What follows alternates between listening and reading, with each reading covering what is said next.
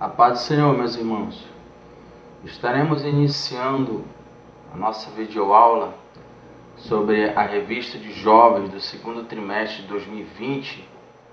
Estaremos falando sobre a lição 7, que o título da lição é Derrotando o Primeiro Inimigo. O texto do dia: mas em todas estas coisas somos mais do que vencedores por aquele que nos amou. A síntese: em algum momento da nossa trajetória terrena, enfrentaremos alguns inimigos, mas em Jesus somos mais que vencedores. O texto bíblico está em Josué, no capítulo 6, do versículo 1 ao 10. Eu não estarei fazendo leitura desse texto, estaremos logo partindo para a introdução. A guerra contra Jericó não era somente do povo de Deus, mas também do Senhor, pois chegara a hora do juízo divino. Haja vista que a medida da iniquidade dos amorreus se completara, conforme nós identificamos em Gênesis capítulo 15, versículo 16, e Deuteronômio 9, 5 e 18, 12. Na derrubada dos muros de Jericó e na tomada da cidade, os hebreus eram apenas uma pequena parte do grande exército do Senhor. A Bíblia não relata, mas depois do encontro com o príncipe do Senhor, aos pés da cidade, Josué deve ter recebido da parte de Deus uma estratégia de guerra para a tomada da cidade de Jericó. Para o inimigo ser derrotado, precisamos utilizar armas espirituais poderosas em Deus e uma estratégia orientada pelo Pai. Alguns servos de Deus até têm boas ideias e boas intenções, mas não conseguem lograr êxito em suas lutas porque não estão em sintonia com o Senhor dos Exércitos. Então, aqui nessa introdução, nós já observamos que o povo de Israel ele passaria a enfrentar os seus inimigos, no caso ali o primeiro inimigo, para eles poderem tomar posse da terra de Canaã. Porque apesar de Deus ter prometido para eles, mas o tempo se passou, então devido a este tempo passado, a terra de Canaã foi habitada por outros povos. Então, com a chegada de Israel ali, o Senhor falou para eles: olha, eu faço essa promessa para vocês, vocês terão essa terra, vocês vão alcançar êxito nessa terra, mas a vitória só vai ser alcançada se vocês batalharem. Eu vou ajudá-los, mas vocês vão ter que guerrear. Vocês vão ter que participar deste momento de conflito. Então nós observamos aqui que este povo, essa trajetória, na verdade, deste povo, o povo de Israel, ele nos dá muitas lições. Então aqui neste ponto da lição 7, nos apresenta este ponto de estratégico aí. Deus orientando a Josué para passar para o povo orientações estratégicas para eles pudessem guerrear.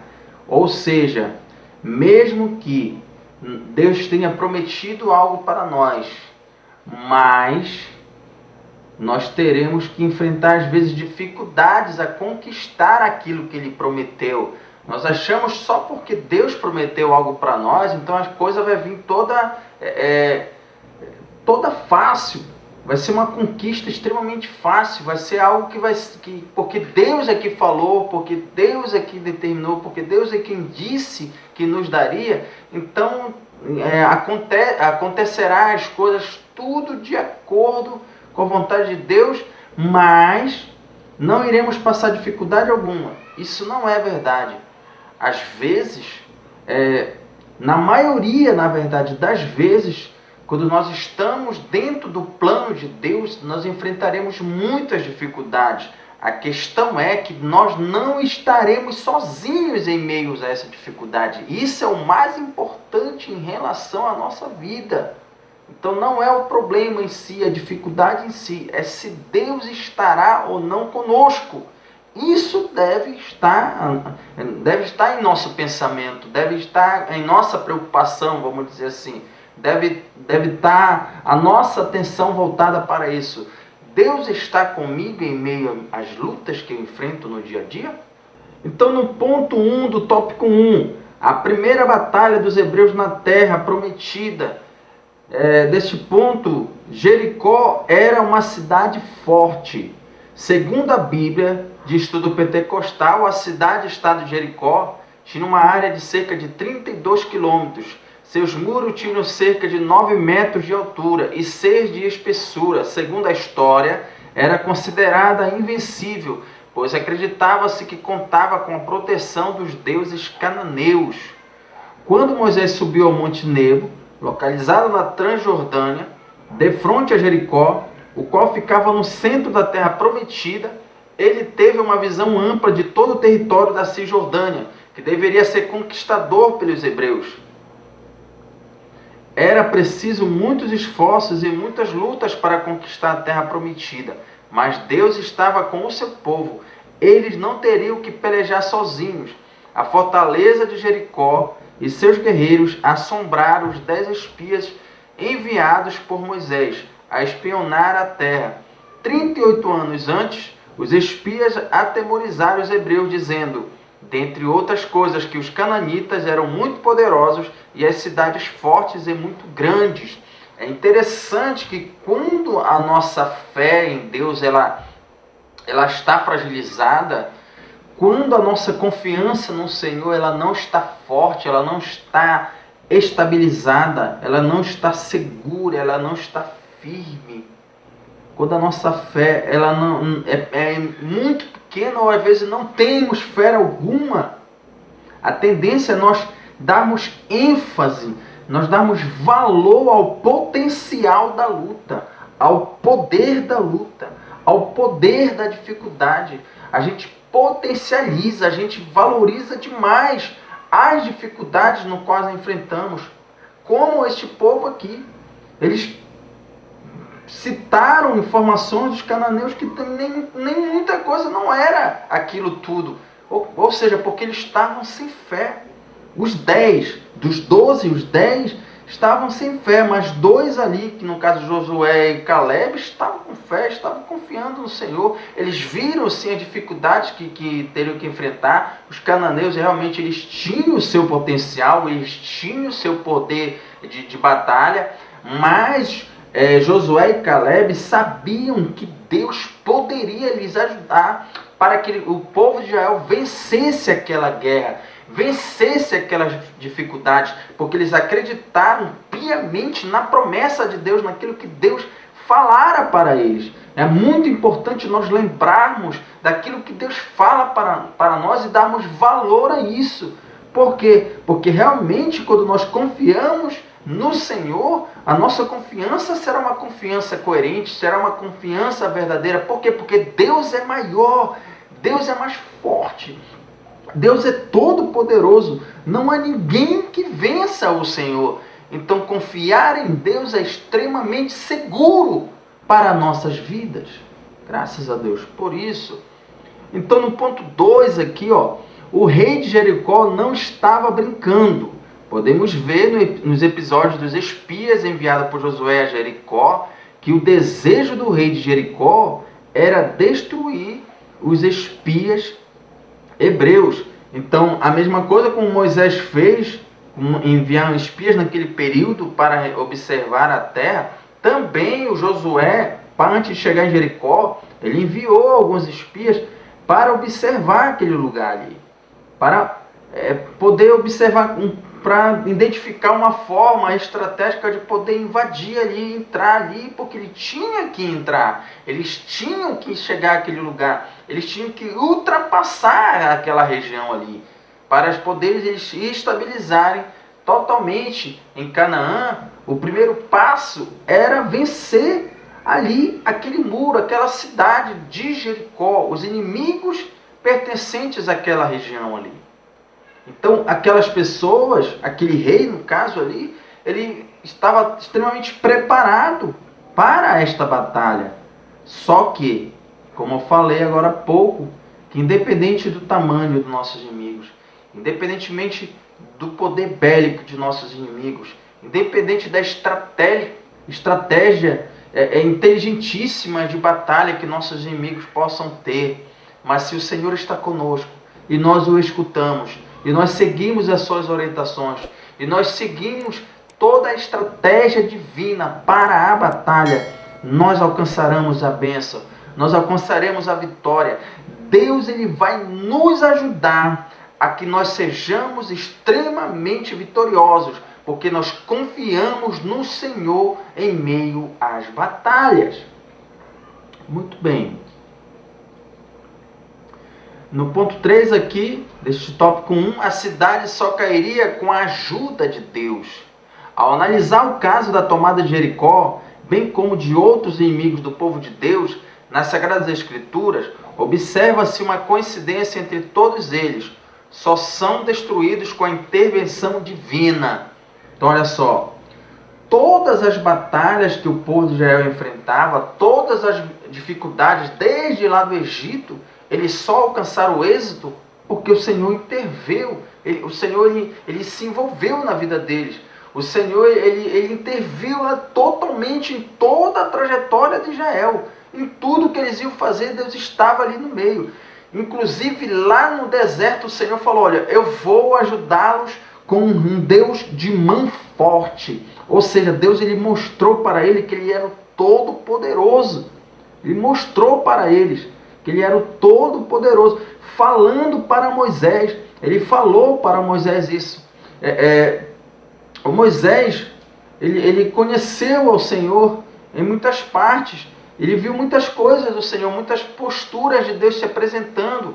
Só que teve um momento que Moisés ele foi percebendo um Deus Todo-Poderoso, um Deus que age, um El Shaddai, um Deus da guerra, um Deus que batalha pelos seus.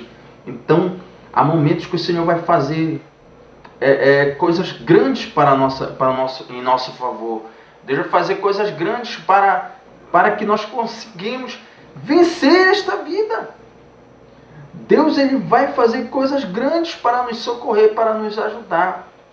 Então, mesmo que as dificuldades sejam maiores do que as nossas capacidades em vencê-la, mas Deus ele pode agir em nosso favor. Deus ele pode agir em nosso intermédio, para que venha nos socorrer de uma maneira nunca vista, de uma maneira milagrosa. Porque às vezes a gente acha que Deus ele vai agir de uma maneira até lógica, a gente vai entender a forma como Deus vai agir. Não, nem sempre a gente vai entender, mas o Senhor vai agir e vai nos ajudar para que a vitória venha sobre as nossas mãos, nos ajudar para que aquilo que nós esperamos, nós alcancemos.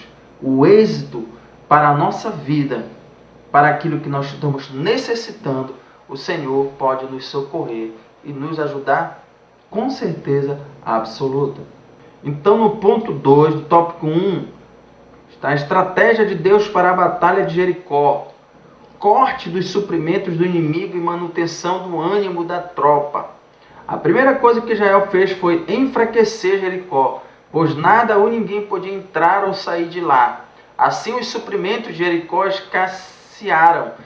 Para derrotar o mal, esse sempre é o primeiro passo, cortar a fonte que o fortalece. Afinal, tudo que é alimentado cresce. O fato seguinte tem a ver com a fé dos guerreiros. É interessante aqui, ó. Tudo que é alimentado cresce. Olha só, quando nós damos muito crédito aos nossos inimigos, a gente está alimentando. Quando a gente observa muito o potencial de nosso inimigo, a gente está fortalecendo ele no nosso psicológico, na nossa mente. A gente acha que ele é muito forte. A gente acha que ele tem uma força além do que aquém da realidade, além daquilo que é verdade. Tudo por quê?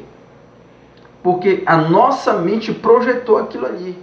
Então, Israel, ele observou este ponto, só que eles foram estratégicos e começaram a tirar a fonte de alimentação daquele povo, para não ter o deslocamento de entradas e saídas de alimentos, de água, enfim, de suprimentos para aquele povo, para que eles pudessem se enfraquecer e poder ficar em dificuldade para poder batalhar. Então, este foi um ponto estratégico que Josué já tinha observado para usar como um início da batalha, como um início de guerra, um início de estratégia. Ele começou a enfraquecer a fonte do povo de Jericó, dos guerreiros de Jericó, da cidade de Jericó.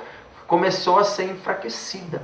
Então, nós temos que sempre não dar crédito, não ficar observando muitos detalhes ali ao ponto de valorizar a luta, ao ponto de dar ênfase na dificuldade, ao ponto de dar ênfase à dificuldade em dizer o quanto é grande, o quanto é forte, o quanto é maior que nós. Não, nós confiamos no Senhor. Senhor, aqui está uma batalha, aqui está uma luta, Senhor, me ajuda a vencê-las.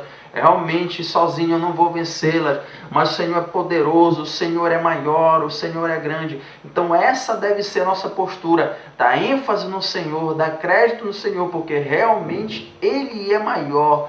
O Senhor é todo poderoso, o Senhor é poderoso na batalha. No ponto 2 aqui, do tópico 2, homens armados à frente dos sacerdotes. A estratégia que Josué utilizou foi simples. Os homens armados sairiam marchando à frente, após seguirem 7 sacerdotes com buzinas, feita de chifre de carneiro, e logo em seguida a arca da aliança, conduzida pelos coatitas. Lembrando que os rubenitas eram os mais preparados dentre as tribos para guerrear. E o próprio Moisés, ele orientou eles, porque eles fizeram pedido de terras antes de atravessar o Jordão. Foram pedir para Moisés, e Moisés, tudo bem, eu concordo, vocês fiquem com uma parte, fiquem com essas terras aqui antes do Jordão. Mas como vocês têm um número maior de famílias, vocês têm um número melhor de pessoas na família de vocês sabem guerrear mais do que as outras famílias, do que as outras tribos, então vocês vão ficar em linha de frente nas batalhas. Todas as guerras do povo de Israel, vocês vão estar em linha de frente. Então, os rubenitas sempre estavam em linha de frente para guerrear. Então, às vezes, Deus vai levantar pessoas específicas para cada ponto. Os coatitas ali, que faz parte lá da tribo de Levi, a família coatita, eles estavam trabalhando na área religiosa, na área sacerdotal, na área do serviço espiritual, que o espiritual nunca deve estar longe da batalha. É interessante isso aqui. Mesmo que a gente esteja batalhando, mas o suporte para a batalha é o espiritual. O suporte para o guerreiro, para quem vai em linha de frente para guerrear, é o espiritual. É a oração, é a palavra, é o Senhor. Então, a ferramenta espiritual é que fica ali como um recurso de sustentação para aquele que está em linha de frente em batalha. Então é muito interessante observar este ponto aqui. Não vá enfrentar batalhas sem suporte espiritual. Não enfrente as lutas da vida sem o socorro de Deus. Não tente lidar com as dificuldades e as lutas desta vida sem o socorro do alto, pois Deus é o único que pode nos ajudar em meio a todas as crises que podemos enfrentar nesta vida. Ponto 3 do tópico 2, a espera de um milagre. Josué estabeleceu a estratégia bélica da semana, no que foi perfeitamente atendido por todos os envolvidos.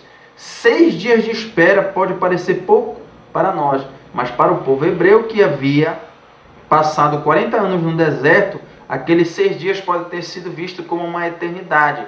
Deus estava ensinando ao seu povo a controlar a ansiedade e a ter um coração paciente e confiante.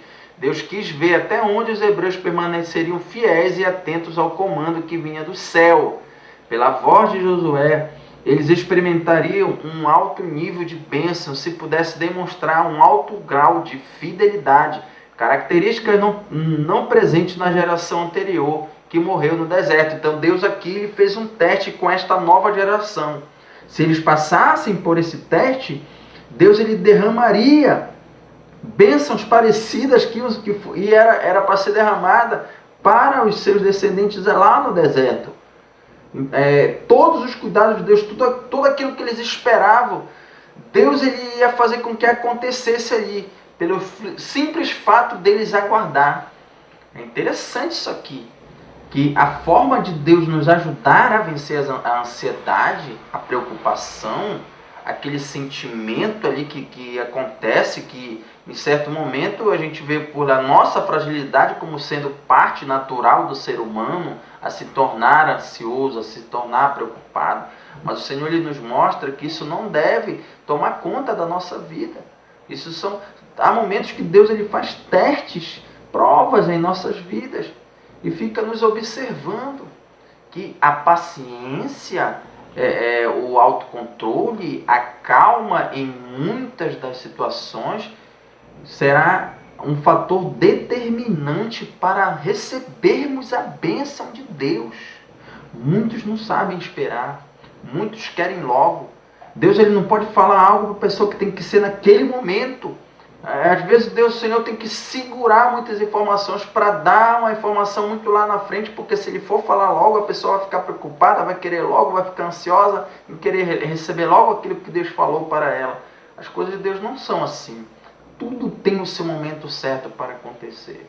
Então Deus ele testou aquele povo, e aquele povo, em certo momento eles ficaram apreensivos, mas foi difícil para eles. Foi muito difícil, mas eles aguardaram a voz do Senhor em falar com Josué, e Josué dar a ordem para que eles possam executar aquilo que era necessário para ser executado.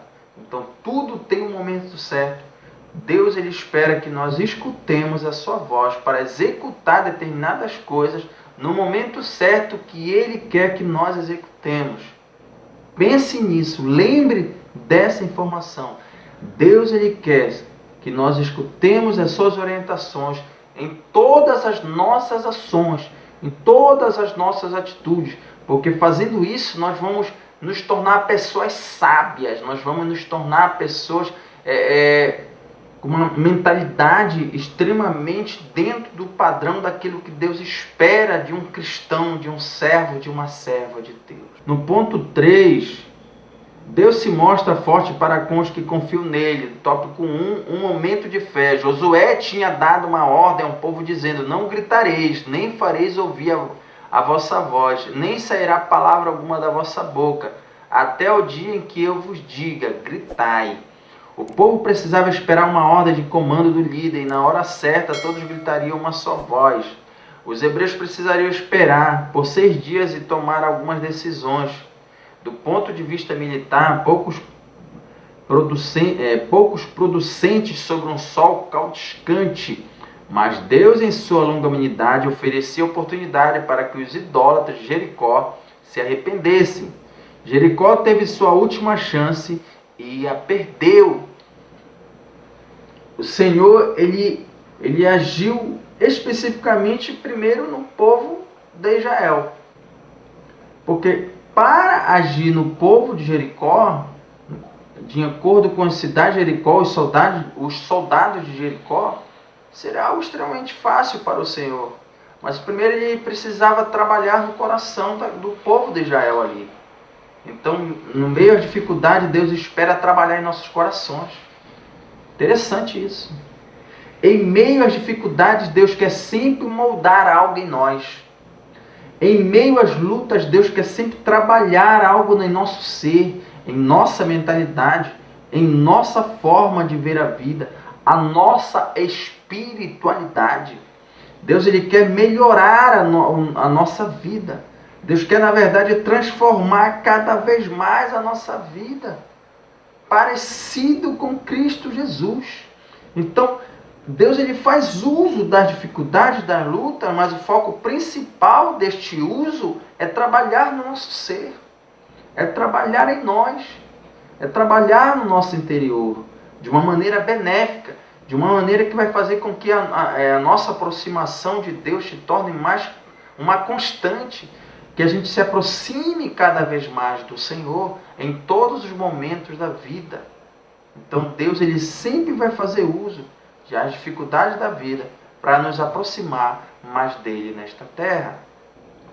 Então no ponto 2 aqui ele cai os muros, depois de terem rodeado a cidade 7 vezes, os sacerdotes tocaram as buzinas longamente e depois da ordem de Josué, o povo gritou. Como resultado, os muros caíram abaixo e o povo subiu a cidade, cada qual em frente de si, e tornaram a cidade. É interessante que, milagrosamente, sobrenaturalmente, quando o povo começa a gritar, o muro de Jericó, conforme o texto bíblico, ele foi descendo, é como se estivesse abrindo o chão, a terra, ele abriu e começou a descer aquele muro ali. E ficou no nível da terra mesmo, no nível do chão. E eles puderam passar ali. E os muros caíram abaixo, né? Eles foram ao chão, foi descendo ali, foram cedendo e caíram ao chão, ao ponto de eles poderem se deslocar. Interessante isso aí. De uma maneira sobrenatural, o Senhor derrubou o muro de Jericó para socorrer Israel, para que Israel pudesse entrar naquela cidade de Jericó e conquistá-la. Então, no ponto 3 aqui, desse tópico 3, Jericó é destruída, mas Raabe é salva. A ordem que Deus estabeleceu foi a total, destruição de Jericó, e os hebreus a cumpriram fielmente. Aquela cidade cheia de pecados, devassidão, deveria ser riscada no mapa, como fora Sodoma e Gomorra, juntamente com sua cultura demoníaca e mundana. Porém, no meio daquele antro de perdição, havia uma mulher que se converteu ao Deus poderoso. Então, por isso que nós não temos que deixar de evangelizar. Nós sabemos que muitas pessoas conscientemente rejeitam a Deus. Muitas pessoas, no seu coração, ele rejeita o Senhor. Às vezes ele sabe que Deus existe, ele tem uma consciência da existência do Senhor, mas ele não quer. Ele ama o pecado, ele ama o sistema pecaminoso deste mundo. Então ele não quer ter relacionamento com Deus, ele não quer ter comunhão com Deus, ele quer ter comunhão com as coisas pecaminosas deste mundo. Mas existem pessoas que estão neste mundo que querem ao Senhor, que têm sede de Deus, que precisa ouvir a palavra de Deus, que ela precisa ser trabalhada no seu coração, a palavra do Senhor, porque ela pode se render a Cristo Jesus. Claro que muitas pessoas, mesmo estando com o coração duros, o Senhor pode agir sim, só que às vezes é muito difícil aquela pessoa vir para Cristo. Por quê? Porque o Senhor não força ninguém para servi-lo. Às vezes tem pessoas que passam momentos difíceis, muitas dores, para vir ao caminho do Senhor. Às vezes mesmo assim não vem. E quando vem, fica só um período e volta de novo para o mundo. Então existe cada situação, cada coração tem um jeito, cada pessoa tem um jeito de lidar com a vida, de uma forma de se relacionar com Deus. Então nós vemos que nós não temos que desistir das pessoas, nós não temos que desistir de evangelizar, nós não temos que deixar de pregar o evangelho, e temos que pregar também aquela pessoa que tem um coração duro, que está entregue com uma vida que Deus não se agrada. Temos que ministrar assim a palavra para essa pessoa, mostrar que não está certo, muitas coisas que o Senhor a ama, mas as práticas pecaminosas o Senhor não concorda. Ele ama as pessoas, ele tem um maior carinho pelas pessoas, mas as práticas pecaminosas o Senhor não concorda com elas. O Senhor não aceita, certo? Porque sabe que é prejudicial o relacionamento com o Senhor, porque o Senhor é santo, o Senhor ele é poderoso, o Senhor é Deus. Então ele sempre vai nos lembrar desses pontos, que Deus ele não vai abrir mão de sua santidade para tentar se aproximar de nós. Não é assim que funciona. Deus ele é santo, ele é poderoso, mas ele vem, se aproxima de nós porque ele é misericordioso, porque ele é amoroso. Mas quem precisa mais na vida somos nós de Deus do que Deus nós. É isso que a gente tem que entender. Nós precisamos do Senhor. Mas claro que o Senhor Ele quer confiar a nós os seus projetos, Ele quer confiar a nós os seus planos, mas para aqueles que o sirvam, para aqueles que voltam o seu coração para Ele, para aqueles que querem seguir a sua vontade. Então não desista de pregar o Evangelho, independente de quem a pessoa seja. Confie no Senhor, confie no Senhor. Não fique se preocupando se aquela pessoa ela rejeita o Evangelho, ela não concorda com o Evangelho. Ore por esta pessoa. E se não for possível mais falar do Evangelho, fique orando, dê testemunho de um servo, de uma serva de Deus.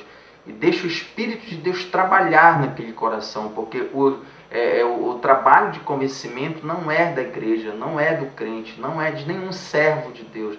O trabalho de convencimento, conforme João capítulo 16, é do Espírito Santo. É Ele que convence o mundo do pecado, da justiça e do juízo. Então é Ele que tem este papel. Nós precisamos ministrar a palavra do Senhor. Nós precisamos falar da palavra de Deus e orar pelas pessoas para que o Senhor venha trabalhar nas suas mentes e nos seus corações. Então, na conclusão, Josué, após o encontro com Deus, entendeu que era apenas servo do Senhor dos Exércitos, submetendo a sua experiência militar à vontade de Deus. Toda a sua estratégia seria divinamente orientada, conduzido pelo Senhor. Os hebreus primeiro tomaram Jericó e depois seria a vez de Ai, garantindo com isso o livre acesso para a terra prometida. Então, nós vemos que Deus ele agiu em favor do seu povo e eles não fizeram nada praticamente. Não guerrearam, não pegaram em armas, na verdade. Não fizeram nada não pegaram em armas. A arma deles, o instrumento de guerra deles foram buzinas e sua voz, né, na sua garganta, e deram brados ali, gritos, e aquele muro ele cedeu, caiu abaixo, e devido a isso o povo ele ficou extremamente temeroso lá na cidade de Jericó, se renderam ao povo de Israel. Então que o Senhor abençoe grandemente a vida de cada um dos meus irmãos que estão nos vendo e nos assistindo neste momento. Vamos orar ao Senhor. Pai, te agradecemos, meu Senhor, pela oportunidade de podermos falar da Tua Palavra, dessa lição, Senhor, no qual o Senhor ajudou o povo de Israel a derrotar este inimigo, Senhor. Esse inimigo inicial desta entrada de Canaã, que foi derrubado, Senhor, o muro da cidade de Jericó. Aí o Senhor começou a orientar cada vez mais aquela geração em saber, eles tendo experiências próprias de saber que o Senhor é Deus, que o Senhor é poderoso na batalha. Por isso, Deus abençoa cada vida que está me ouvindo neste momento. Glorifica o Teu nome nestas vidas, Senhor. Ajuda, salva pessoas, Senhor. Liberta vidas neste momento, te peço. Traz o consolo, Senhor. Traz o refrigério. Abre um sorriso, Senhor, nesses lábios. Pai, com a ação do Teu Espírito, com a Tua presença, meu Deus, consola esta vida que está nos ouvindo, Senhor. Age, Senhor, de uma maneira tão maravilhosa que só o Senhor sabe como agir neste coração e nesta mente. Em nome de Jesus, assim, abençoa grandemente. Para a glória de Deus eu te peço. Amém.